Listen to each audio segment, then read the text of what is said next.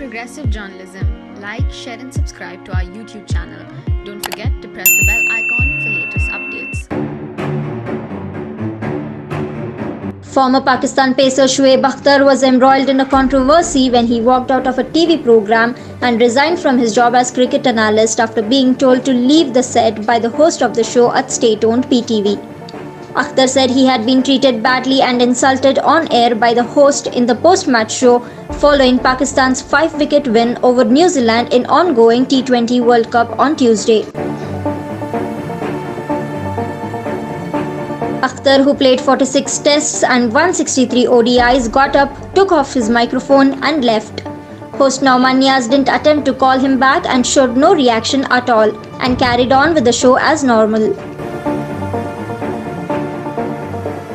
The other guests on the show, including greats like Sir Vivian Richards, David Gower, Rashid Latif, Umar Gul, Aqib Javed and Pakistan women's team captain Sana Amir were clearly shaken by the incident.